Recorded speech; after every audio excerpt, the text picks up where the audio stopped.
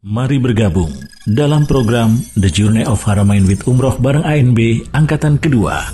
Insya Allah akan diberangkatkan akhir Februari 2024. Hubungi 0812 9090 4331. Saya menengarai bahwa bentuk jaminan yang dirasakan yang mungkin ada di kalangan umat Islam adalah dalam tanda petik Innallaha ghafurur rahim. Innallaha Allah Maha Pengampun. Ini yang kadang-kadang gampang ke. Adalah nanti kita minta ampun dan Allah Maha Pengampun. Demikian, mohon penjelasannya. Coba kita urutkan ya. Atau bukan, kita kolek jaminan-jaminan dalam Islam. Pertama, syafaat. Kadang orang terlalu berlebihan berkaitan dengan masalah syafaat. Sehingga udahlah tenang, nanti dapat syafaat dari Nabi. Pokoknya yang penting kamu mangkat yang masjid untuk daging pas Idul Adha nanti dapat syafaat dari Nabi SAW.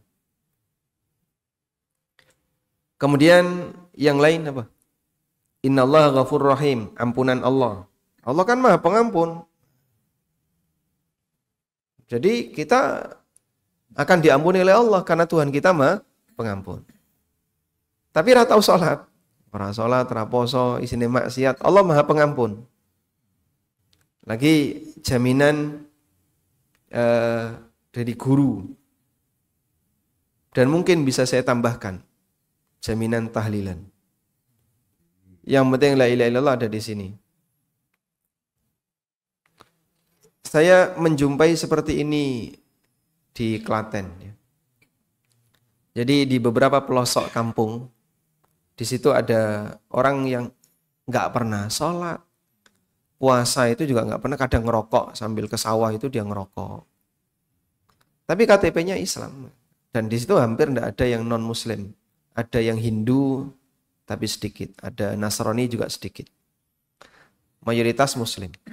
Idul Adha kumpul semua, ikut nyacai daging, nanti dapat daging bawa pulang. Nah mereka itu punya keyakinan, gak sholat gak apa-apa, yang penting kau nikmati ditahlili, insya Allah melbu tahlil.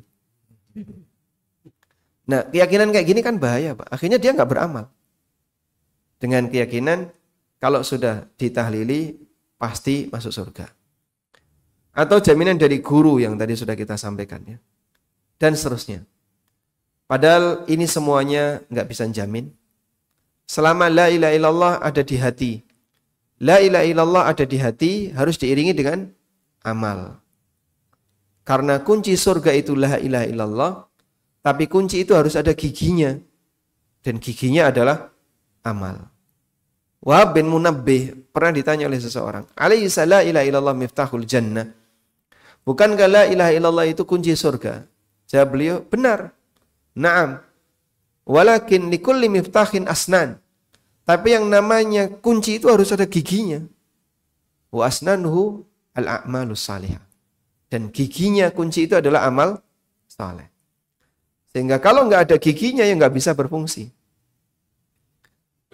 Sebaliknya kita akan ditanya tentang konsekuensi dari la ilaha illallah. Kamu jalankan apa dari la ilaha illallah yang kamu punya? Kalau sudah mengakui la ilaha illallah kan seharusnya melakukan tindakan sesuai dengan pengakuannya. Kalau syafaat bagaimana Pak? Syafaat kita benarkan. Tapi ada syaratnya. Man dzalladzi yashfa'u indahu illa bi'idznihi. Tidak ada orang yang bisa memberi syafaat di sisi Allah kecuali dengan izin Allah. Sehingga syafaat itu bisa terjadi jika ada izin Allah. Itu kaidah yang disebutkan dalam Al-Quran.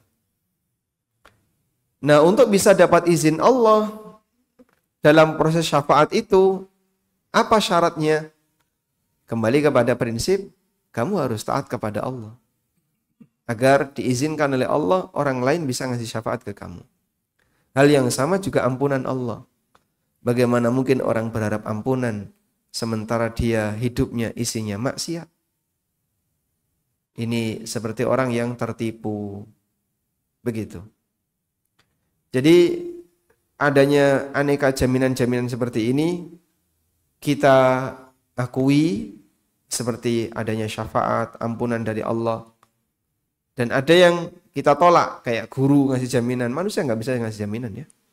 Wala taziru waziratun wizra ukhra. Dosamu tak tanggung, dah kamu masuk saja. Dulu ada orang kafir yang dia mau menjamin dosanya Nabi ya. Udah Nabi kayak gini saja, nanti kalau kamu dosa tak tanggung. Di surat Al-Ankabut, bukan Nabi, orang-orang yang beriman.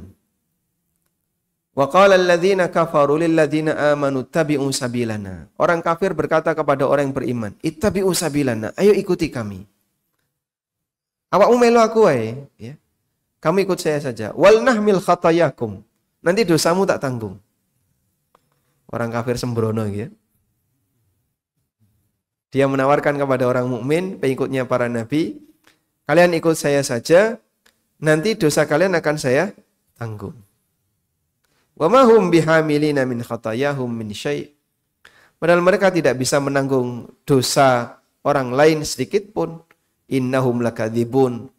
Ngapusi mereka itu. Pendusta mereka. Wala yahmilunna athqalahum wa athqalam ma athqalihim. Andai kan ini terjadi, orang kafir itu ketumpuk dua dosa. Dosa dia dan dosa orang yang mengikutinya. Karena orang yang bertindak jahat, lalu ngajak orang lain untuk berbuat jahat, maka dia mendapatkan dosa kejahatannya plus dosa orang yang mengikuti kejahatannya. Wallahu a'lam.